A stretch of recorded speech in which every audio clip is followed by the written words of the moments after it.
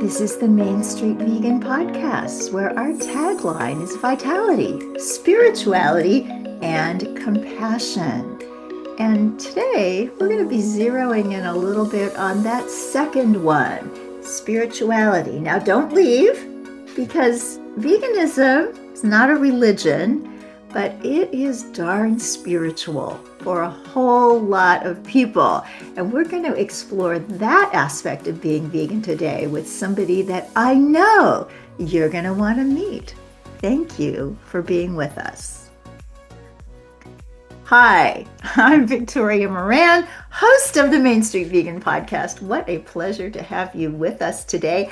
And I am excited to be coming to you from my brand new studio, or I want to say almost studio. I mean, it's not like fancy schmancy like a studio you would rent somewhere, but I downsized the room that I had been recording in to give me more room. So now I can actually sit up at a real table, a real desk. See my fuzzy microphone over here? Well, if you're watching on YouTube, you see it. If not, you just have to believe me. So yeah, this should be a lot of fun. Coming from a new space in the bright, fresh springtime and talking with someone that I have met for the first time today. But you know what? From the first time that I heard that he is living and breathing on this planet, I wanted to get together with this person as a podcast guest. I've also just talked to him a little bit about coming onto the Compassion Consortium as our special spiritual guest one of these days, because he has so much to say about life and heart and health and more. He is James Benefico. He's speaking to us today from Austin, Texas, like so many hip vegans have found their way to Austin. James is co-founder of Organic Muscle, the first company to produce a USDA certified plant-based pre-workout supplement. He is a natural bodybuilder, and he believes that caring for the body is spiritual practice and that the way we eat reflects our values. See, you agree with him already. His work explores the connection between physical vitality, compassion for animals, and the teachings of early Christianity. Welcome, James. Thank you, Victoria. What a beautiful introduction. And I really do feel like we are kindred souls for many reasons, one of which is we're wearing the same exact shade of turquoise right now. But Yeah, obviously, the philosophical and heart-based way we see the world as well. exactly. Well, let's find out about how you came to this philosophical, heart-based way of seeing the world. Yeah, well, it's been an incredible journey, and it honestly started with a lot of heartbreak experiences with my mom in the hospital as she was, getting cancer treatments and seeing all the sick people in the hospital. That really broke my heart. And from a young age, I really thought to myself, I don't want to spend any more time in this place. I want to be as healthy as I can and help others be as healthy as they can, because it broke my heart seeing people dying from cancer. And then later in life, a few years later, my best friend committed suicide, and yet again heartbroken. And it honestly opened my heart in a significant way, and it gave me a ton of compassion, where as before that I think I was more of a selfish person, but after going through that experience, suddenly I had so much empathy for everyone I saw, all the animals I encountered. And through that heartbreak, I started really getting into spirituality and learning about early Christianity. And lo and behold, as I study the very earliest Christian movement, I noticed that there's a pattern, that vegetarianism kept popping up, and not eating flesh and the rejection of animal sacrifice. And I kept seeing it over and over again.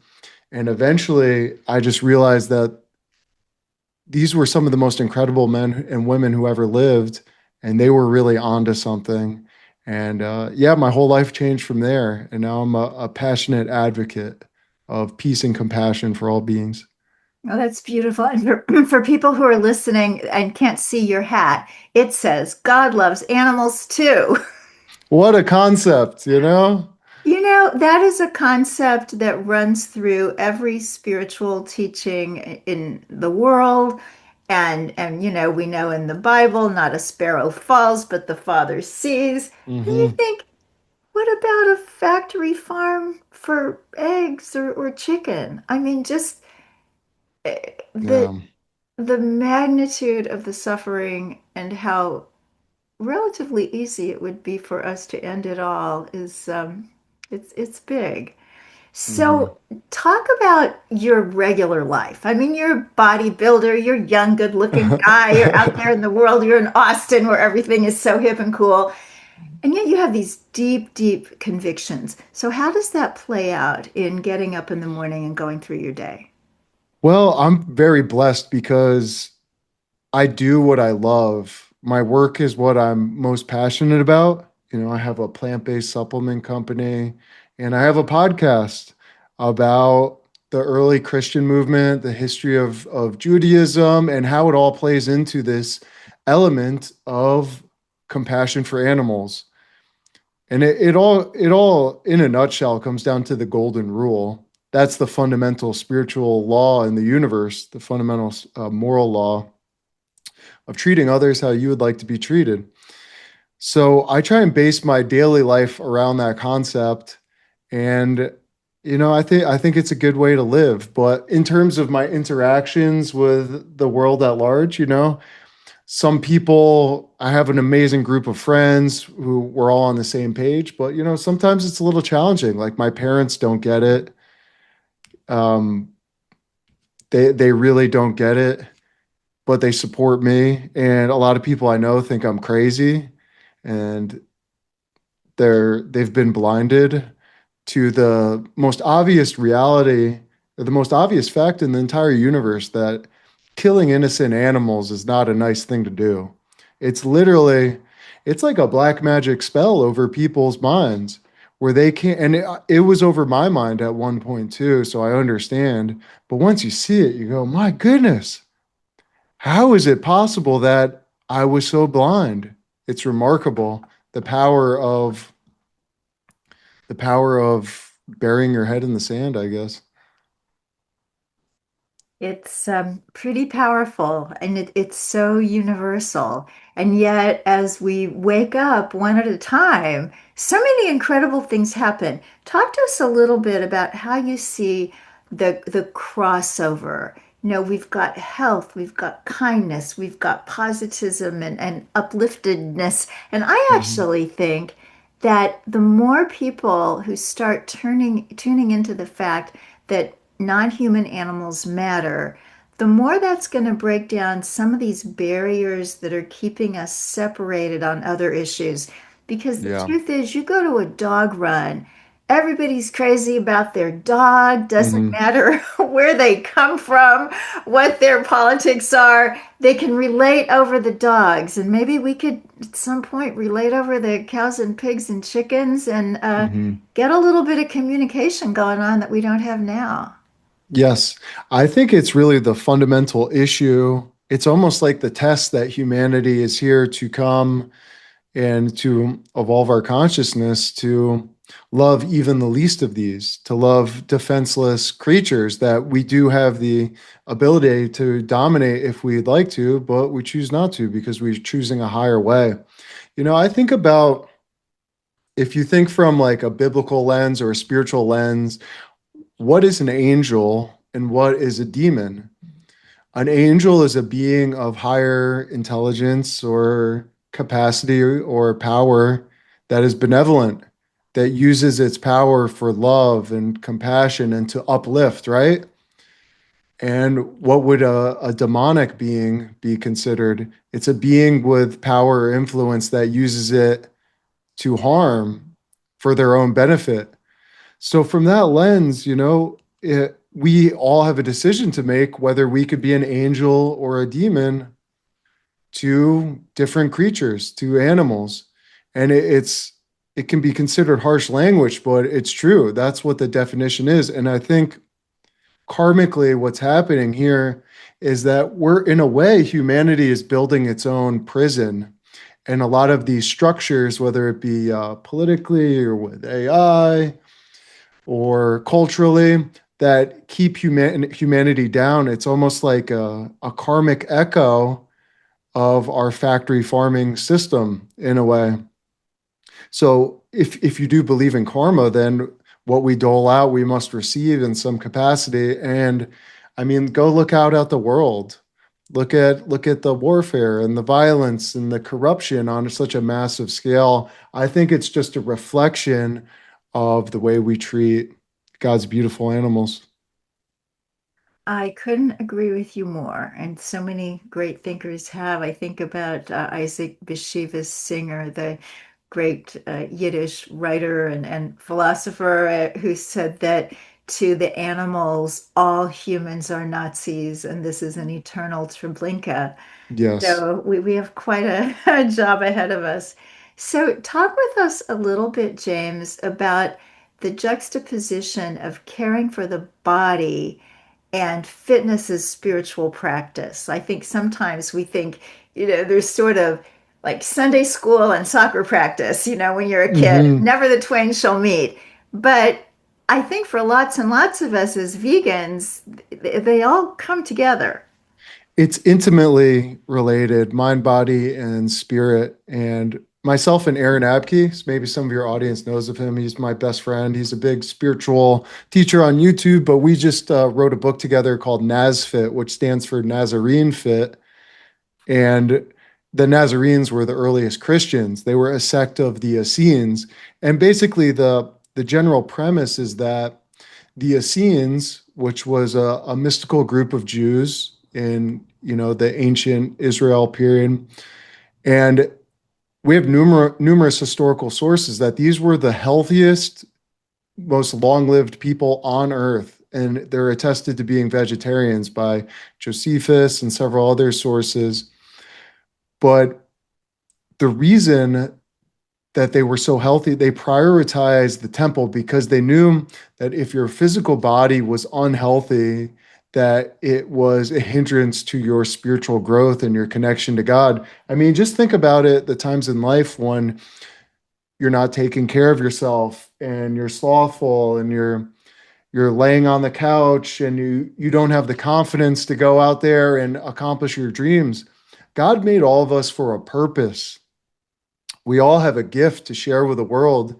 And when we're unhealthy, it's way more difficult to share that gift. So the greatest commandment is to love God and love your neighbor. You can't do either of those to the max capacity if you're unhealthy or obese or some of these things. Now, you can still love God and love your neighbor, but you're limited in how much you can express that. So I think the early Christians and the ancient Essenes knew this, and that's why they prioritized health. You know, Jesus had brothers, one of which was James, who was the first leader of the Jerusalem church. Five historical sources, five church fathers says he was a lifelong vegetarian. Their other brother was named Simeon, and he succeeded James. And he was captured by the Romans at the age of 120 and tortured. And the Romans marveled about how this 120-year-old man could withstand such torture. And it was because these people had remarkable health and they were vegetarians and they had such a strong connection to God that they could deal with such a terrible thing. So I'm just very inspired by the original way, as it's called. Yes. Yeah, I am inspired by that as well. One of the things that fascinates me and that I think so many Christians either aren't aware of or don't talk about is that we know that John the Baptist grew up as an Essene. Now, Yes. so his mom and Jesus's mom were sisters. So in a kind of society where families are very close, if your cousin is doing something, if your cousin was vegan, you would know that, whether you were vegan or not. And so the idea that this was not something that Jesus was aware of from childhood just seems a little bit ridiculous. And then we've got the historical documentation of the high number of vegetarians who were probably vegans at that Hmm. time, just for practical reasons, if nothing else, Right. in the early church, to the degree that St. Paul was just going nuts. Like, would you guys just stop talking about your diet? There's more important things to do. This is Yeah. historically documented. And although we don't have anything solid in the Gospels of Jesus talking about this, my own theory, and I want to ask you about this and get you to weigh in on it, is that if he was at all who he was supposed to be, that kind of love coming onto this planet did something. And for a couple hundred years, there was an elevation of consciousness, and people that discovered this had to get into that wave of love and caring. So, Hmm. what do you think? Why were there so many vegetarian early Christians? I think they were in tune with natural law. And, it's amazing. It's like we're supposed to believe that everyone around Jesus was vegan, but somehow their leader was not. It doesn't make any sense. Hegesippus, one of the earliest church father on the scene, the earliest Christian historian ever, said James, his brother, his appointed successor, according to the Gospel of Thomas, was never ate meat in his entire life, which means he grew up in a vegan household. So did Mary feed one child vegan and fed Jesus, fish and meat? Highly doubtful. Eusebius, the father of church history, said that all of the apostles rejected eating animal flesh. There's so many attestations, but to your question, I think it was a revolution in consciousness, and it actually preceded Jesus, but Jesus was like the the zenith of it, the full embodiment of it. But it started with the Essenes hundreds of years earlier, and then even before that with the Pythagoreans, there was this stream of consciousness that came to a crescendo with Jesus, and Jesus cleansed the temple of the money changers. And what were the money changers selling? They were selling animals to be sacrificed. So the climax of Jesus' story is him going into the temple, and the Gospels say he freed the oxen, he freed the sheep, he freed the doves that were to be sacrificed, and he said, "You've turned my father's house into a den of not thieves." That's how they translated it. If you look at the original Greek and Hebrew, it's peritz, which means violent ones.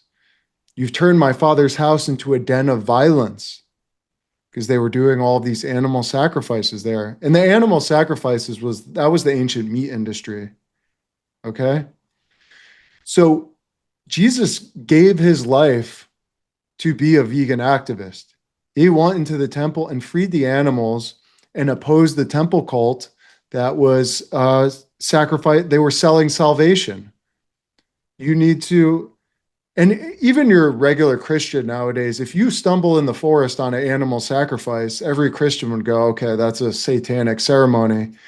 But then they have this cognitive dissonance when it's in the Bible. They go, oh yeah, that was normal. God wants us to do ritual sacrifices where we spray animal blood all over an altar and that forgives our sins.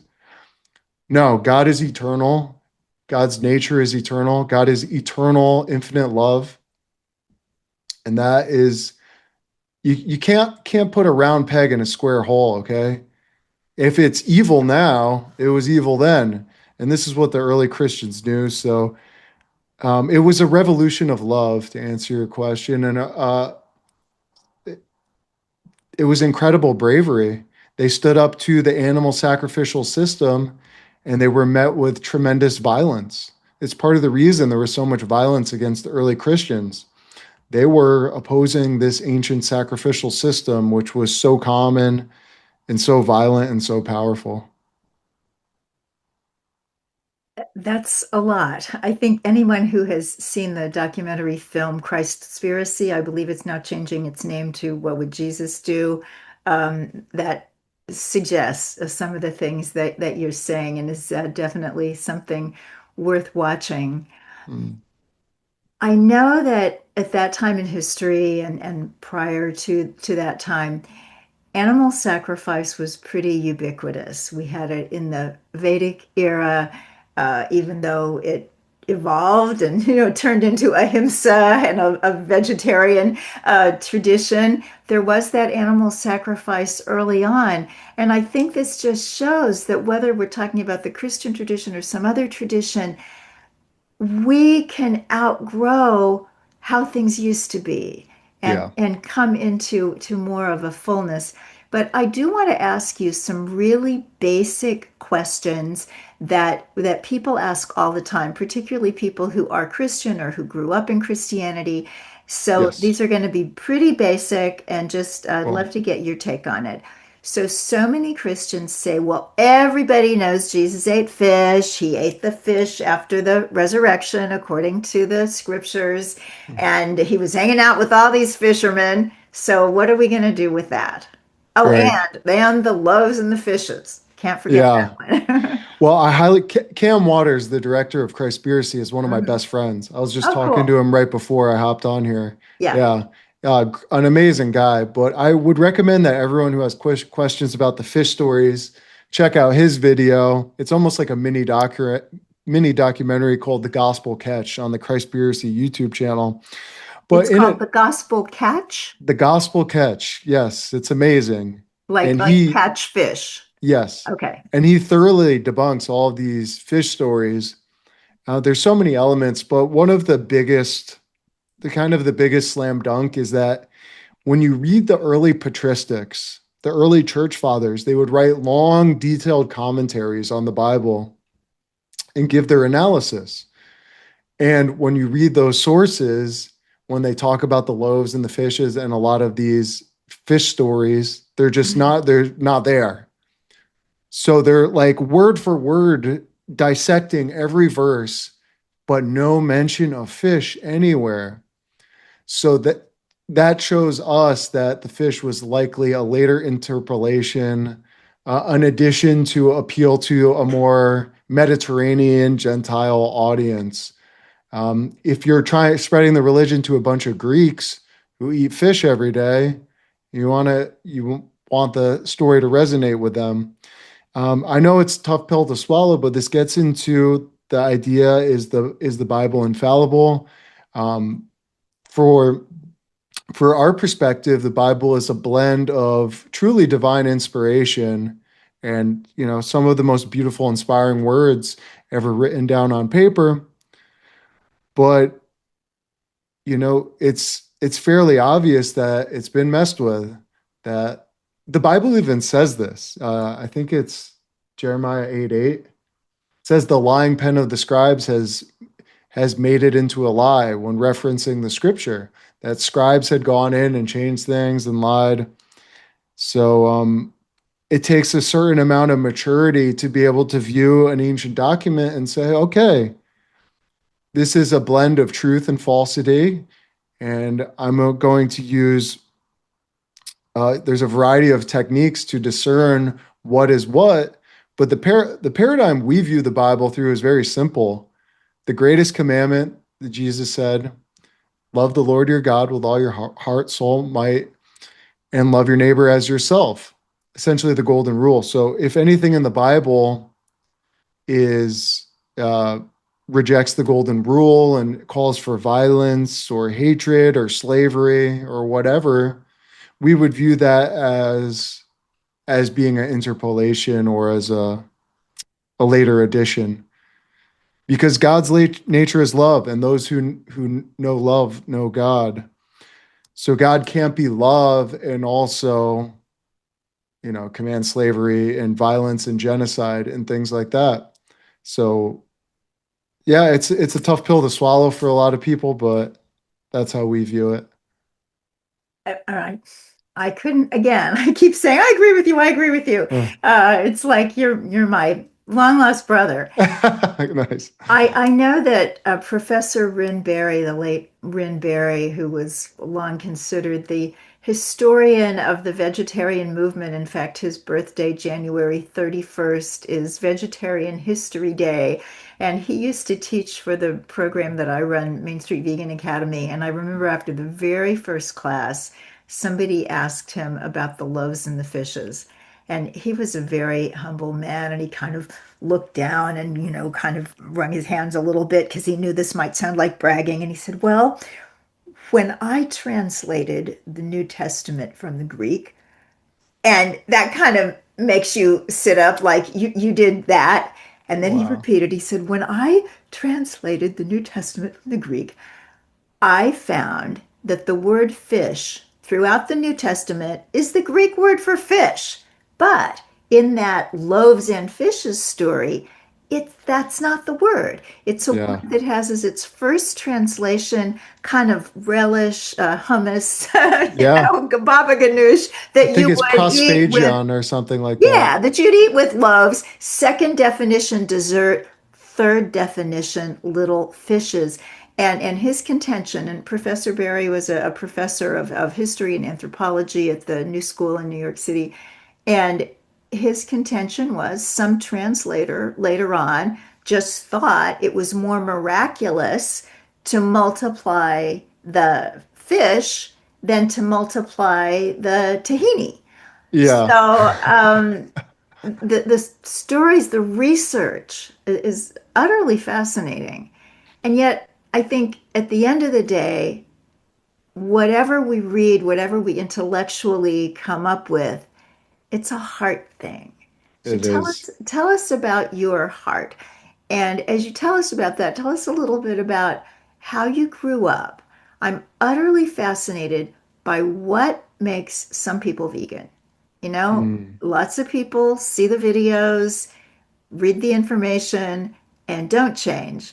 And some people do, and you did. So give us a little James Benefico history. Oh, it is such an interesting question. Why can some people see the videos and it changes them forever and they never meet again, and some people can see it and just remain with a split mind? Well, I grew up in New York and Connecticut. I um I was actually the last person you'd ever think would be a vegan. I was very anti-vegan for a long time. I held discriminatory beliefs about vegans. I was a gluttonous meat eater. I was overweight. I bought into a lot of the carnivore propaganda. I believe vegans were weak and the guys were effeminate. Every bad thing about vegans you could believe, I believed. And it wasn't until my ego got totally broken down when my best friend died that you know, it kind of allowed me to, I was open to everything I thought I believed about the world had been shattered. So I started to be open to new beliefs and just new ways of seeing the world. And again, as I said before, I became very sensitive to pain and suffering. After seeing so much pain and suffering with my friends' family and stuff, I became extremely attuned to it. And it was kind of it was a combination of factors, but Christspiracy played a part. Um, I was vegetarian before that, but that like put me over the edge.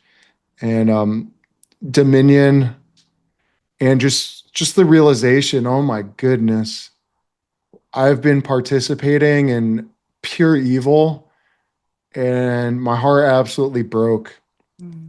I think it was when I saw Dominion for the first time was when I like never again. I will never eat meat again. I refuse to cause this suffering anymore. And it was like the desire totally lifted out of my spirit and body and just could never do it again. I And I love went from that. someone whose steak was my favorite food to absolutely never couldn't even consider eating it again. Yeah. Yeah. I love that healing at the desire level because I struggled with obesity and overeating for the first 33 years of my life. And my recovery is rooted in the 12 steps and turning my will and my life over to the care Mm, of God. yeah. And once that was lifted, this thing that I had no power over, I could hang on with willpower for a while and, be vegan and be healthy and do everything right and feel like I was in the right path. And then boom, it would just all fall apart. And once that shift happened, it was just what you talk about, healing at the desire level. And people say, as we all know, well, don't you miss whatever? It's like, no, not at Mm, all. Because there's, Carl Jung talked about it in terms of addiction, but I think it really applies to eating meat. He talked about a complete mental displacement and rearrangement, something akin to a spiritual experience. And for yeah. some of us, that's what happens. Yeah. Yeah. I'm curious what that X factor is that allows some of us to be open to it and others. I, I think it's probably opening our heart. I think for some people it's too painful because I'll be honest, when I first had the spiritual awakening about this, it was extremely painful. I mean, I cried and I cried, and I'm not a crier, and I cried and I cried. Um, and I think a lot of people aren't willing to admit to themselves that they've been participating in evil. It's too much of a shock to the ego, and they're just not willing. It's like almost like an ice plunge. People do ice plunges. Some people just aren't willing to get in. It's gonna be too cold. It's gonna suck too much. So I think there's an element of bravery of being able to admit you were wrong and to admit you were playing a part in something very dark. And I think when we do that, it goes back into the people we love, the people who raised us, not to judge because we're all products of where we came from. But yeah, it can be a really big thing for some people. Well, thank goodness it doesn't mean we have to do any cold plunges. We get hot soup instead. There you go. So you are in the fitness world, and Mhm. that is one of the places where the meat and the whey and the keto seems to hold forth. And despite all of our amazing vegan athletes, vegan bodybuilders, despite the movies like The Game Changers, you walk into a gym and you're pretty much handed a scoop of whey protein, if not actually, then figuratively. So, what do Mhm. you do in that world as a vegan? My favorite thing in the world is to I mean, it sounds kind of arrogant now that I'm saying it, but it's really to be a representative in the fitness world of this because I see people all the time like, James, dang, you're looking jacked, you look good. What are you doing? And I tell them and they can't believe it. They can't believe that a guy can be. I love shattering the stereotypes and all of my friends, first of all, my main group of friends were all vegan or vegetarian, and we're all very strong. And if you look at our blood work, like perfect blood levels, high testosterone, all of the things. So we like being a walking, um, what's that word where you shatter a stereotype? I can't remember the word, but I love proving those lies wrong that you need to eat meat to build muscle or be healthy. It's honestly a crock, and it's a crock I believed for a long time. But in the fitness world, it's like a spell over the fitness world that you need to, and think about it, it's one of the most selfish things ever to say that I will kill as many animals as I need to so my biceps are a little bigger. That's inherently the most service to self paradigm to view life through possible. And it's not necessary. The animals that are the strongest and most athletic are mostly plant based. I mean, look at horses, you know. Um, So yeah, it's just a lot of tradition and a lot of, I think, weakness. It's a lot of mental weakness where people aren't willing to look outside the box and challenge preconceived notions. I think it's an interesting view of the body as well, because we talked earlier about how if you're on a spiritual journey, if you're consciously on a spiritual journey, I think we're all on one, whether we know it or not, the the body has to play a part of it. You're not going to pray and meditate if you're falling asleep. If you're in pain, that's going to preclude all that stuff.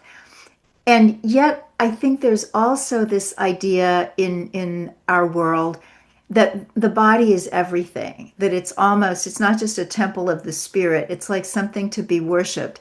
And so we have all these interesting imbalances going on. We've got people who disregard the body and just treat it terribly and, never get off the couch. And then we have other people who can't even see that there is a realm of spirit, a realm of morality, a realm of lifting others up because they're so focused on the body.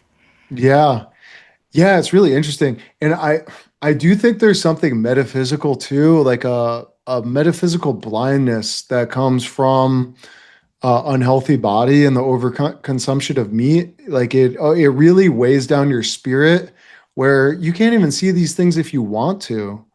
It's like an alcoholic being unable to see the very clear issue that's right and that's present in their life. They're burning their life down and they can't see it because the substance has dulled their consciousness. But yeah, I think God wants us to be healthy, and I love using this example. It's my favorite example. It's like, picture in the 1800s, you can build a business with slavery or without slavery, right? So some of my carnivore friends will be like, well, look, I'm in good shape. I'm healthy. These people are in good shape and healthy. I'm like, well, yeah, you could build a business with slavery and you could have a pretty successful business with slavery. Slavery is still wrong. And you could build a great business without slavery. So why wouldn't you do that? And that's when people tell me they've tried veganism and it didn't work out. I say the same thing. Well, if you're a slave owner and you have a flourishing business with slavery, and then you free the slaves and try and bring in, a moral labor system, and your business struggles for a while, does that mean you should go back to slavery? Ooh. Or should you continue working to figure it out to make it work? Like morality is morality is morality. And sometimes there's a little curve. Your gut flora has to adapt and stuff. But at the end of the day, slavery's wrong, killing's wrong. So we should do whatever it takes to be healthy without it. What a great analogy. That's wonderful. So, there is something that athletes and mystics have in common, and that is discipline. So, how does that show up in your life? Discipline's very important. I think you for me, it's become more of my values and my passions and my mission in life. So the discipline almost it falls by the wayside. Like earlier in my life, I needed discipline to get things done, but now I feel fully in alignment with my life purpose and my mission. So certain habits or actions just kind of automatically happen because I'm very clear on what I care about and who I'm becoming, who I desire to be, and the values I have. So yeah, discipline is, I guess, a fundamental part of it, but that wasn't a great answer. I'm trying to get clear on the best way to express this, but I think values comes first. When you're really clear about what you value, discipline will fall into place. I like that. I like that a lot. So you have a company and you make A pre-workout supplement. So tell us why Yes. somebody would need a pre-workout supplement. Well, I started this company from for years. I would take these shady mainstream pre-workouts, and it's very common. Anyone who's taken a pre-workout knows this, that they can make you extremely jittery and anxious and bloated and sick. And you might have a good workout, but you do not feel good in the process. So I had such a terrible experience one time that I almost called 911 on myself. I thought I was dying. So that was the light bulb moment for me to, I wanted to look for a healthy, clean pre-workout that was actually nourishing. And there was none on the market. This was 12 years ago. So I created one. Got with some of my friends, found an organic manufacturer. We made one made from organic beetroot, organic pomegranates, organic berries, yerba mate, a blend of mushrooms, and it's just very clean. It really its main benefit is it helps with stamina, so you could work out for a long time and have great endurance in the gym. And I take it every time I work out to this day. 12 years and counting. And yeah, many thousands of people love it. It's a great alternative to a lot of the synthetic supplements out there. And it's fully vegan. And yeah, that's organic Cool. muscle. Organic Muscle, organicmuscle.com. You can check that out. We'll also put that in the show notes at mainstreetvegan.com, along with James's Instagram, which is just his name, James Benefico. Mm. And also Organic Muscle on Instagram is organic_muscle, but you don't have to remember all that. That's why we have show notes. Also, while you're over there at mainstreetvegan.com, I wanted to call your attention to a couple of things if you're interested in this sort of conversation. The blog that appeared on Main Street Vegan on March the 10th came from Christina Gedisis. It's called I Fast All Year, The Table Changes. Well, what? What is that? Well, in her tradition, which is Eastern Orthodoxy, she's a member of the Greek Orthodox Church, very proud of her Greek heritage. There is a vegetarian slash vegan practice during Lent, which is common.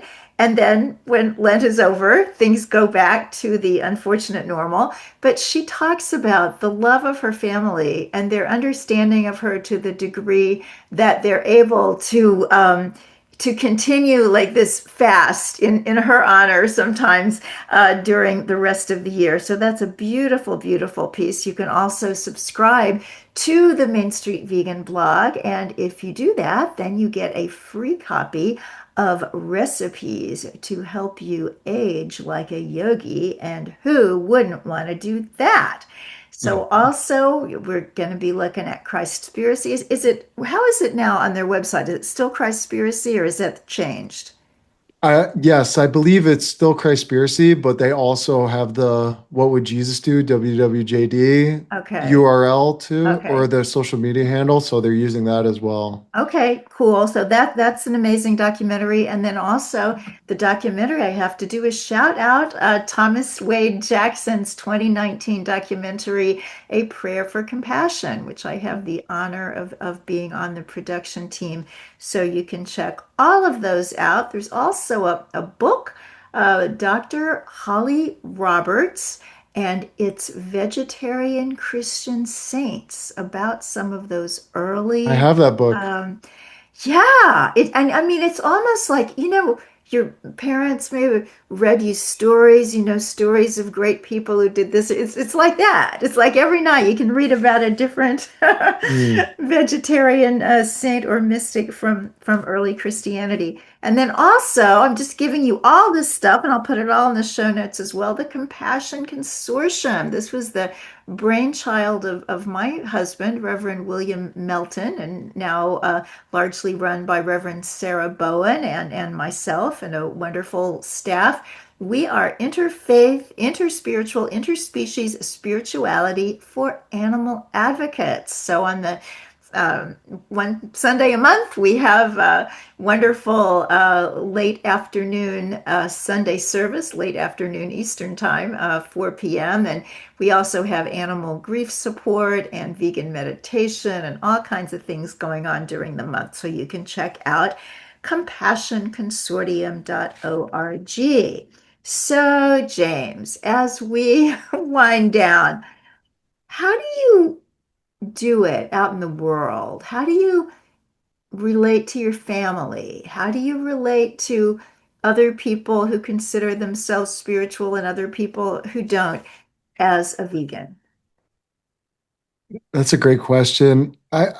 What I found is most effective is just to radiate love and to radiate health, and that says it all. That can speak more than words at times, um, especially for a lot of guys. They really look up to strength and masculinity. So instead of me telling them about the benefits of veganism, I show them, and I've found that's really effective. And I think I'm building a really high conversion rate of converting, especially guys who are into fitness and lifting and Jesus and things like that. People who aren't conventionally open to this message are, I'm finding, increasingly becoming open to it. And we're building an incredible community of men who are really embodied and heart-centered and strong in the right ways. And I think it's going to hit critical mass. So to Mm. answer your question, I would say just living life from the heart, realizing that everyone's on a different timeline, and that it took me, 30 something years to come around to this. And some people it might take 40 or 50 or 60 years, but to be patient, but to also, speak truth to power and not hold back, but to do it with love. Ah, well, such a pleasure to meet you. And I hope that we can continue the friendship and continue the Yes, conversation. you're amazing. Thank you so much. I had a blast, and thank you for all your incredible contributions to the world with Ah. your work. Oh, that's very kind. Thank you. And everybody, thank you for listening. Thank you for being with us today. And you know what we need to do? Get out there and make Main Street vegan.